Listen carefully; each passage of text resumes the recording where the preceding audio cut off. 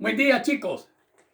El día de hoy vamos a continuar la clase de la semana pasada cuando hablamos sobre los 5 reinos. Bien, la clase pasada hablamos sobre el reino moneras, o sea, el reino de las bacterias. Una de las principales características de este reino es que carecían de núcleo. El día de hoy nos toca hablar sobre el reino protista. Mucho cuidado, cuando hablo de reino protista, ya son seres vivientes que presentan núcleo. No olvidemos que solamente el reino moneras carecen de núcleo. ¿Ya? El reino moneras fue el primer reino que apareció. Luego, cuando algunas de las bacterias desarrollaron un núcleo, originaron los primeros organismos eucariotas. ¿Ok? Es decir, los protistas. Posteriormente, de los primeros protistas, surgieron 3 líneas: las algas, los protozoarios y los hongos. Recordemos eso en la clase pasada, ¿ya? Los protistas formaron 3 líneas: las algas, los protozoarios y los hongos. ¿Ok? Más tarde, algunas algas se adaptaron al medio terrestre y dieron origen a las plantas, mientras que algunos protozoarios dieron origen a los animales. ¿Ok? Muy bien. Entonces, el reino protista se divide en 2 grandes grupos: los protozoarios y las algas. Mucho cuidado, ¿ah? Protozoarios y algas. Los protozoarios. Tenemos acá los protozoarios. Los protozoarios son organismos unicelulares. Presentan una sola célula. Son heterótrofos. Mucho cuidado, que las características de los protozoarios son similares a los animales. ¿Ya? Ok. Ustedes se habrán dado cuenta, vean, cómo los protozoarios son similares sus características a los animales. Vean, los animales son heterótrofos también, los protozoarios son heterótrofos, ¿ven? Los animales carecen de clorofila, los protozoarios carecen de clorofila. Los animales son células eucariotas con núcleo. Los protozoarios también son eucariotas con núcleo. Por eso decimos que sus características son similares a los animales, que le dieron origen justamente a los protozoarios. En su mayoría, los protozoarios son parásitos, o sea que producen enfermedades. Casi el 90% de protozoarios producen enfermedades, ¿ya? Mucho cuidado, sobre todo infecciones urogenitales, infecciones intestinales, etc. Viven a expensas de otros organismos, causándoles enfermedades. Muy bien, mucho cuidado, que los protozoarios también, su medio ambiente es el agua, ¿no? Todos ellos viven en aguas dulces, viven en aguas de mar, viven en lagos, en ríos, en charcos, ¿no? Viven en tierras húmedas. Donde hay detritus marino, por ejemplo, como son heterótrofos, ellos se alimentan de sustancias orgánicas. Mucho cuidado. Se alimentan de sustancias orgánicas, ¿ya? Los protozoarios. Vamos a ver acá las clases de protozoarios. Tenemos acá, vean acá, los flagelados. Hay 3 clases de flagelados. Vean, justamente flagelados porque presentan flagelos. Son como chicotes, ¿ven? Que les sirven a ellos para su movilización, para poder movilizarse, ¿no es cierto? Comprenden entre 1 a 8 flagelos, muchos de ellos, ¿ya? Acá les he puesto a 3 protozoarios flagelados muy importantes por las enfermedades que producen. en los seres vivos. Por ejemplo, la Giardia intestinalis, ¿no? Produce una enfermedad llamada gardiasis y se aloja en el intestino de los mamíferos, ¿no es cierto? Habita en el intestino del delgado, ¿no? Acá hay otro flagelado que es el Tricomona vaginalis. Vean una forma ondulante que tiene, alargada, ¿no? Tiene sus núcleos, todos tienen núcleos. ¿Ve? Forma ondulante y infecta el tracto urogenital, ¿no? El nombre Tricomona vaginalis, llamada también la enfermedad tricomoniasis. Olvides. Y por último acá tenemos un tercero llamado Trypanosoma gambiense, que es muy común en el África, por ejemplo, donde produce la enfermedad del sueño. ¿Ya? Mucho cuidado, vean cuántos flagelos tiene. Vean, 1, 2, 3, 4, 5, 6 flagelos. Órgano de locomoción. Flagelo o chicote, ¿no? Como chicotes que lo ayudan a movilizarse de un lugar a otro. No te olvides entonces los 3 flagelados, su nombre y las enfermedades que producen, ¿ya? Seguidamente tenemos la otra clase que son los ciliados. Ciliados viene de cilios. Cilios, vean, acá tenemos la especie clásica, la más común de los ciliados, el Paramecium. Vean, estas pestañitas que tienen acá son como pestañas vibráctiles. ¿Ven? Que al vibrar estas pestañas, el Paramecium se moviliza de un lugar a otro. Vean estas pestañas más largas, miren acá. Esto tiene un objetivo, alumnos. ¿Por qué? Porque el Paramecium se va acomodando para tomar su alimento, porque este puntito azul viene a ser el alimento. Vean cómo lo toma, lo coge, ¿no? Esta es la boca llamada citosoma o boca. Lo acomoda, lo ingiere, pasa por esta abertura angosta que se llama citofaringe, lo ingresa a su citoplasma. Al ingresar, el alimento es atacado por gran cantidad de enzimas digestivas, vean, y forma una vacuola digestiva, ¿ya? ¿Ven? Como al formar la vacuola digestiva, la vacuola contiene enzimas digestivas que van actuando sobre el alimento, ¿ven? Sigue la vacuola digestiva, sigue bajando, el alimento va disminuyendo, sigue bajando, va disminuyendo, el alimento se degrada, se va degradando, ¿ya? Hasta ser eliminado por el poro anal o citopigio, ¿ya? Es eliminado al exterior. Tiene también el Paramecium un gran núcleo, vean, el núcleo, y tiene vacuolas contráctiles. Estas 2 vacuolas contráctiles que tienen una función. ¿Cuál es? Muchas veces eliminar líquido hacia el exterior. ¿Para qué? Para que haya un equilibrio interno de agua, una homeostasis interna.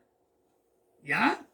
Esa es la función de las vacuolas contráctiles. Eliminar agua de los ciliados del Paramecium para que haya un equilibrio interno de líquidos, no tanto dentro como fuera.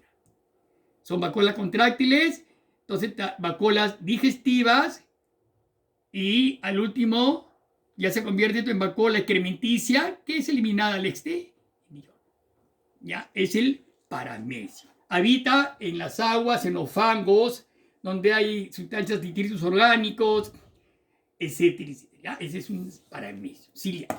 Pasamos a los rizópodos.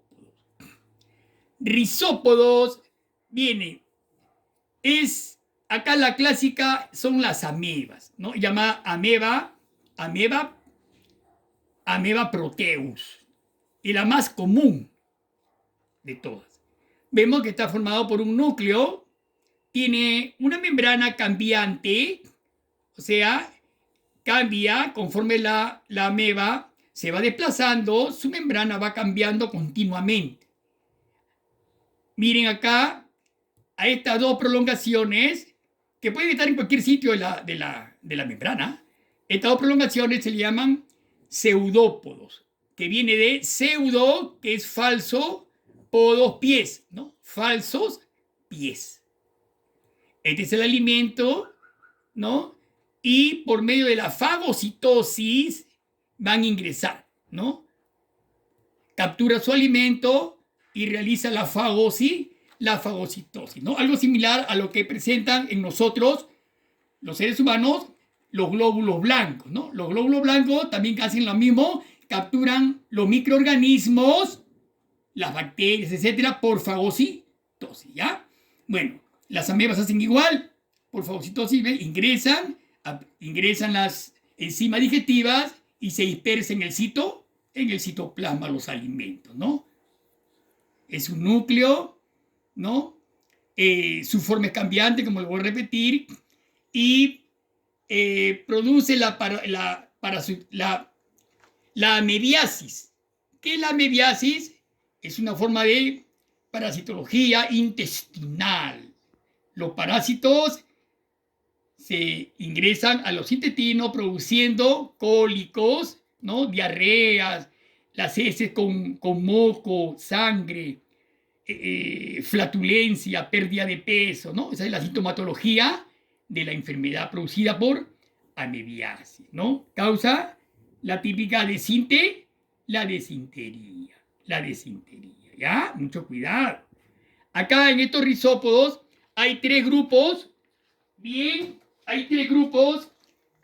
característicos, que son los foraminíferos, los radiolarios y los heliozoos. Por ejemplo, los foraminíferos tienen más o menos, vean acá, esta forma. Son protistas ameboides que tienen más o menos un esqueleto constituido por una o más cámaras. Más o menos tienen acá esta forma. Mucho cuidado, los foraminíferos no son especies con bastantes aberturas o cámaras, ¿no? Que están conectadas. Es de color rosa o rojo brillante, ¿no? Estas especies han habitado la Tierra hace 700 millones de años, ¿no? Viven en sedimentos, sobre sedimentos o debajo de los sedimentos. No son los famosos foraminíferos, ¿no? Un tipo de protista ameboideo. Repito, su esqueleto está construido por varias cámaras que se comunican entre ellas, ¿no? Son de un color rojo brillante o de un color rosado. Luego tenemos a los radiolarios. Los radiolarios, más o menos como su nombre lo dice, los radiolarios están dotados de un esqueleto interno, ¿no? Generalmente contiene silicio, más o menos estas espículas de silicio, ¿cierto? Espículas bastante duras, ¿no? De silicio, un típico radiolario, ¿no? Un esqueleto interno generalmente contiene silicio formado por espículas, ¿no? Esas son espículas de silicio. Claro, y finalmente tenemos a los heliozoos. Los heliozoos también es un grupo de protistas ameboides de forma esférica, con numerosas proyecciones, así, a manera de microtúbulos, llamados axópodos. Estos se llaman axópodos, ¿no? Se irradian hacia afuera, de la superficie hacia afuera, ¿no? ¿Ven? Como axópodos. Esos son los famosos heliozoos. Helio, que significa sol. Zoo, animal. ¿Ven? Como un sol, ¿no? ¿Ven? Son los heliozoos. Otro tipo de rizópodo, ¿no? Entonces, mucho cuidado con esos esquemitas, ¿ya? Bien, chicos. Bien. Entonces ya terminaríamos con los rizópodos. Seguidamente tenemos a los esporozoarios. ¿no? ¿Por qué dicen esporozoarios? Porque se reproducen por esporas. Se reproducen por esporas. Son parásitos unicelulares, ¿no? Se reproducen por esporas. Son parásitos obligados y viven dentro de diversos grupos de animales. Por ejemplo, el gato. Hay una enfermedad, alumnos, por ejemplo, el mal de Chagas. El mal de Chagas es una enfermedad que se produce, se encuentran en los excrementos del gato. Ahí encontramos el Toxoplasma gondii. El Toxoplasma gondii es el protozoario que la produce, ¿no? Es transmitida por el gato. Otra enfermedad de esporozoarios es la malaria. La malaria o fiebre amarilla, ¿no? Que es bastante común en la selva amazónica de nuestro Perú, ¿no? Ahí hay bastante malaria. ¿Quién la transmite? ¿Quién transmite las esporas? La hembra del mosquito Anopheles. Es una variedad de zancudo. No es un zancudo común y corriente que cuando te pica, el zancudo posa todas sus 6 patitas y te pica. Bueno, el otro día te raca, hacer un granito, pues te pasa. No. Este tipo de Anopheles, la hembra, el macho no, la hembra transmite la enfermedad. Cuando pica, se posa sobre sus patitas delanteras y levanta las patitas traseras y te inocula las esporas, alumnos, ¿no? Te va a inocular las esporas de la enfermedad y te va a producir, lógicamente, pues, la malaria, ¿no? Bien, lógicamente, ven el dibujo de abajo, ¿no? Vean, acá están las células, ahí están las células de nuestro organismo y está inoculado las esporas, cómo se encuentran adentro. Gran cantidad de esporas que se alimentan por absorción. Absorben los nutrientes del cuerpo del huésped, lógicamente, ¿no? Se van alimentando, ¿no es cierto? Y cada vez van a hacer más, y va a producir, si no se trata a tiempo, va a producir, lógicamente, la muerte de la persona. No olvidemos que todos los esporozoarios son parásitos, todos los esporozoarios. Por indicarles solamente 2 enfermedades: la malaria, producida por la hembra del mosquito Anopheles, y el mal de Chagas, por las heces de los gatos, transmitida por el gato, ¿ya? Entonces, miren las 4 clases de los protozoarios, ha quedado bien claro, ¿no? Ya hemos hablado los flagelados, las enfermedades que producen, los ciliados, sus características, su vivencia, su alimentación, el paramecium, los rizópodos, las amebas, las enfermedades que producen, y por último, los esporozoarios y las enfermedades que producen. Muy bien. Entonces, alumnos, esto sería todo lo relacionado a protozoario. Bien claro, miren las características, la pregunta que le voy a hacer. Observen bien las características de cada grupo: flagelados, ciliados, rizópodos y esporozoarios. Muy bien. Pasamos ahora, pues, al otro grupo que está comprendido por las algas, alumnos, ¿no? Las algas. Las algas se dividen en dos grandes grupos, alumnos, que son las algas unicelulares y las multi o pluricelulares. Lógicamente que las algas habitan en los mares, ríos. Hay infinidad de algas y grandes cantidades, diferentes formas, diferentes colores. Algunas de sus características: son organismos semejantes a las plantas. Ahora yo les voy a decir una pregunta: ¿en qué se asemeja una alga de una planta? ¿Qué tiene que ver bien? Profesor, las dos realizan fotosíntesis. Muy bien, las algas y las plantas realizan fotosíntesis. Otra más, profesor, las dos, si realizan fotosíntesis, significa que las dos son autótrofas. ¿Sí? Las dos se alimentan a partir de energía solar. Muy bien, son autótrofas. ¿Ya? Por eso dicen, son organismos semejantes a las plantas, porque de las algas, cuando estuvieron en la superficie, se originaron las plantas, alumnos. De ahí su semejanza, ¿ya? Entonces, vean, son organismos semejantes a las plantas, 1. 2, pueden ser unicelulares, como en este caso, o multicelulares, como en este caso. Otro, son autótrofas, o sea, ellas mismas elaboran sus alimentos a partir de la energía luminosa. Mucho cuidado, a partir de la energía luminosa. Como las plantas, pues hacen fotosíntesis. Alumnos, ¿sí? Miren, una aclaración.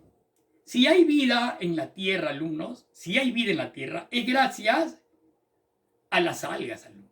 Sobre todo a las algas unicelulares, alumnos. Ellas son las que aportaron prácticamente el 90% de oxígeno a la Tierra para que haya vida animal. Porque en un inicio el oxígeno era pues de 1 o 2%, alumno. La vida animal era imposible. Conforme fueron pasando los años, los millones, acá hablamos ni de miles, sino de millones de años, alumnos. Ojo que estas algas unicelulares tienen más o menos unos 700 millones de años. Son los primeros seres vivos en nuestro planeta, ¿no? Entonces démosle gracias a las algas unicelulares que aportaron el oxígeno para la vida animal, que somos nosotros, entre los cuales está el hombre también. Seguimos. Las algas pueden ser unicelulares o multicelulares. Son autótrofas, como las plantas, pues hacen fotosíntesis. Viven en ambientes acuáticos. Todas ellas viven en ambientes acuáticos. Repito, todo en los mares, en los ríos, en las lagunas, en los charcos, en la tierra húmeda. Donde haya humedad, ahí vamos a encontrar algas, ¿no? Charcos, mares y tierra húmeda, ¿ven? ¿Ya? Mucho cuidado. Acá tenemos, vean, algunos ejemplos de algas unicelulares. ¿Ven? Mira sus formas que tienen, ¿no? Bien exóticas sus formas, ¿no? Por ejemplo, esta es una diatomea, ¿ven? Las diatomeas, las algas unicelulares son microscópicas. ¿Ya? Todas son microscópicas. Forman grandes colonias.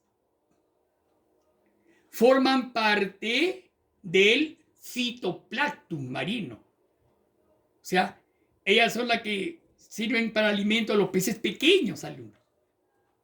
¿No? Es lo que le dicen la sopa marina, porque sirven de alimento a todos los peces pequeñitos. O sea, el zooplancton marino. Son eucariotas, porque tienen núcleo y realizan fotosíntesis, ¿no es cierto?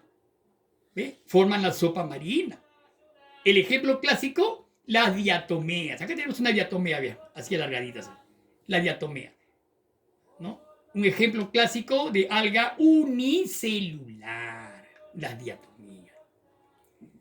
Son importantes para el equilibrio ecológico de los ecosistemas acuáticos, lógicamente.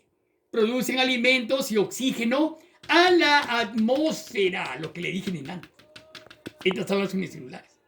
¿Ya? Producen alimentos para los peces pequeños y oxígeno a la atmósfera. 80% de oxígeno es debido a las algas unicelulares y el otro 10% de oxígeno es debido a las plantas. O 90 y esta 90 y la planta 10. 100% de oxígeno. Presentan reproducción sexual y asexual. ¿Ya? ¿Ok? Esas son las principales características de las unicelulares. Y por último, pasamos acá a las algas multicelulares, ¿no? Las que están formadas por muchas células y son visibles a simple vista, pues lógicamente, vean. Si ustedes ven en los mares, en Oceanographic, que hay a veces documentales, parecen flores, ¿no? El agua como las mueve, a todavía parecen flores, plantas terrestres parecen, en cantidades, formando colonias, gran cantidad de algas multicelulares, de diversos colores, verdes, rojos, ¿no? Pardas. Por eso pongo formadas por muchas células. Se distinguen de las plantas, ¿por qué? Porque no tienen tejidos diferenciados. O sea, no tienen un parénquima, un mesénquima, carecen de tejidos diferenciados. No tienen, carecen de órganos. Las plantas tienen órganos. Por ejemplo, la planta tiene una raíz, un tallo, una hoja, ¿no? Flores. En cambio, estas algas carecen de órganos, no tiene, carece de raíz, tallo, hojas. Mucho cuidado.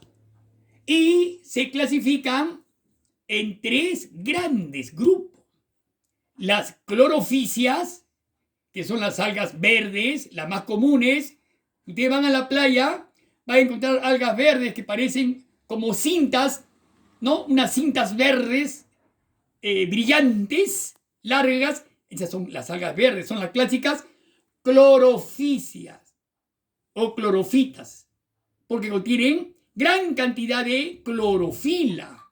Son verdes, gran cantidad de clorofila. Las otras, el otro grupo son las feofitas. Las feofitas son algas pardas. Por ejemplo, en Europa, en el mar de los Sargazos, hay gran cantidad de algas pardas, ¿no? Y por último, las rodofícias son algas rojas. Contienen gran cantidad de licopeno, ¿no? Y el color rojo, por ejemplo, ¿no? Rodofícias. Entonces, muy bien, chicos, alga verde. Mucho cuidado con esta característica de las algas, ¿ya? Muy bien. Bien. Bien. Entonces, a continuación vamos a darle el cuestionario, las preguntas para que las vayan desarrollando. Desarrollenla lo más antes posible para que puedan mandar su respuesta. A ver, primera pregunta. Vamos a ponerle la primera pregunta. 1. Mencione 2 diferencias entre protozoarios y algas. Mencione 2 diferencias entre protozoarios y algas. Diferencias, ¿ah? Pregunta 2. Mencione 3 tipos de flagelados y las enfermedades que produce. Mencione 3 tipos de flagelados y las enfermedades que produce. Y pregunta 3. Busque el significado de, 2 puntos seguidos, flagelo, coma, pseudópodo, coma, vacuola, coma, esporas, coma, fitoplancton y parásitos. Esa sería la actividad del tema del día de hoy, el reino protista. Eso es todo, chicos, a trabajar.